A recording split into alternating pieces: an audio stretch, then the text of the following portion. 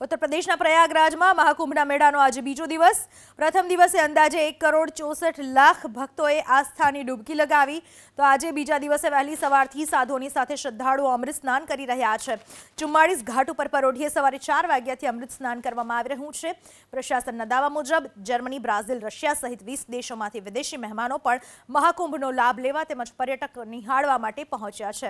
અમેરિકાના અબજોપતિ અને એપલના સ્થાપક સ્ટીવ જોબ્સના પત્ની લોરેન પોવેલ જોબ્સ પણ કુંભના મેળામાં પહોંચ્યા। લોરેન પોવેલ જોબ્સ આજે સવારે સંગમમાં પવિત્ર સ્નાન કરશે, તો મુખ્યમંત્રી યોગી આદિત્યનાથે 3 દિવસ ક્રૂ શટલ સેવાના લાભની જાહેરાત કરી છે।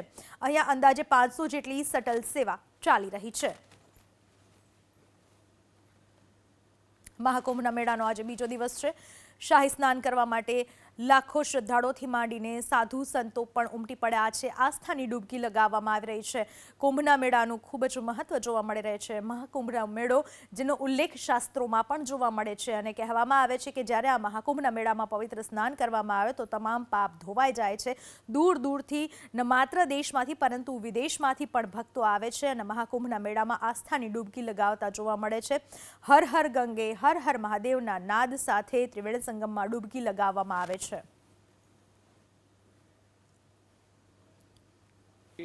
और हिंदू राष्ट्र की स्थापना होगी। जो पहले स्नान करता है क्या करेंगे? ये मां निर्माण अखाड़ा कर रहे हैं। पहला स्नान कर रहे हैं, उसके बाद कर्म दूसरे अखाड़े स्नान करेंगे। और हर स्नान अच्छा अमृत स्नान किया है क्या?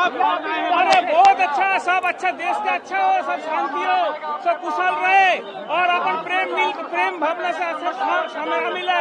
और सनातन धर्म की जय हो, जय सनातन धर्म जय को, हर हर महादेव।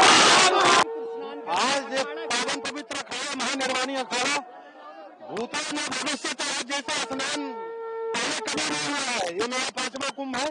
मैं महानिर्वाणी अखाड़ा से विलीन